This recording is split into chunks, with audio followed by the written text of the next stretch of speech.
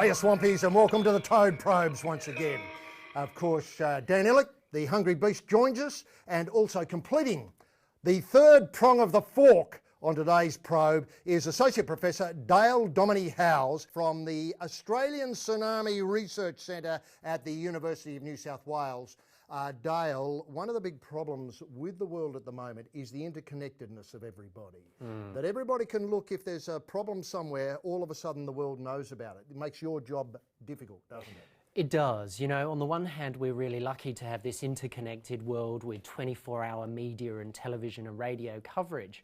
But at the same time, it means we're overloaded with incoming information. Kind of experiencing disasters is totally different these days. When this recent tsunami happened, I saw it on Twitter, and immediately you could see a live stream of it from NHK, and the whole office gathered around the computer to experience it. It became an instant global catharsis, because your job is to kind of deal with people. How do you deal with people globally when this kind of thing happens? With all of the media coverage that's available to us and social media and networking systems, we have an opportunity to gather information and learn what's going on the ground in lots of different places simultaneously. And that's really helpful for knowing where crisis points might be or where emergency services might need to focus quick, rapid response. But I'm often asked questions like, does the world seem like it's becoming a more dangerous place? And our perception is that disasters are becoming more frequently. Well, I think only historians of the future looking back will have any certainty that that's real or not. What we can say is that we as people are moving into places on the Earth's surface, occupying places that are traditionally where these processes happen. The Earth is kind of burping, it explodes, it moves, it rumbles. But when we build our communities in those places, when a hazard occurs, we see disaster losses, and the media plays a role in helping us see these things unfold. Now, the Chinese have built big settlements of people, to illustrate the point, in flood-prone places. And China's not alone. There are places all along the Australian coastline where we're building right up against the coast in low-lying places. Well, with climate change, sea level rise, increasing storms and floods. I've been to Parramatta. I've seen a lot of low-lying pants in Parramatta. That's well, with dangerous. sea level rise, we might be seeing lots of waterside property, but much further to the west of Penrith. Sydney. Absolutely. So, yes. It's hard to imagine that a volcano in Chile can affect Australian travel. Yeah. Now, is this an area that you deal with as well, counselling people that they can't go to Melbourne today?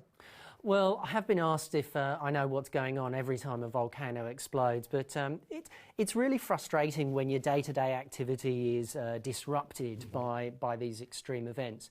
But we're in the sort of risk management arena, kind of caught between a rock and a hard place. People think we're killjoys and we want to spoil their fun. You just don't want me to go and get a nice frappuccino. You want me to stay in Sydney, don't you? I do indeed. But here's a question for you. What would you rather? Would you have 24 hours waiting for your great coffee, or would you rather die horrifically at 800 kilometres an hour at 35,000 feet? Well, I think flying tiger, you can kind of do both at once, probably. Look, what I can't quite get to, though, is your work. Do you look at the spectacular changes in the landscape, or the inundation, or the boat going over the tsunami-proof wall, or first? When post-disaster assessment teams go out, they're composed essentially of volunteers. So I'm a volunteer. So we try to put teams together that have a mix of expertise, so we can answer questions about the natural world, the social world, people, physical infrastructure and engineering.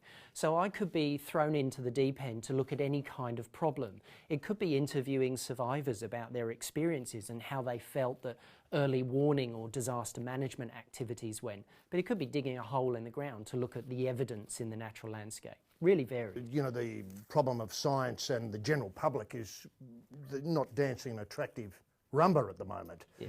They're more dancing a misaligned Macarena. Not bad, or a Watusi in separate rooms. Or the nutbush. Now, dangerous. Where does your work fit into this? Because people have to rely on you for sort of what they imagine is a scientific answer to some of these problems, and yet they disbelieve the science. I think there needs to be a partnership. Scientists have to work a lot harder to communicate what we do to members of the community. But I also sort of ask the wider public to think. They trust us in terms of medical science. Medical doctors do research. that results in when you need to go for treatment, you kind of trust the doctor there. So why don't we, as a wider community, trust our other types of scientists when they say climate change is real and it's going to have this effect? We work really hard to serve the community. We're members of the community. We're not out to catch you out. We're here to work with you. Can I suggest a reality TV show? Perhaps Dancing with the Scientists. That'll help you out. Anyway, you can get all your dancing metaphors in there as well. Perfect. And on that positive note, it's tremendous to have Professor Dale Dominey-Howes on the probe. And we'll see you next time when once again we put science on the slide and pier.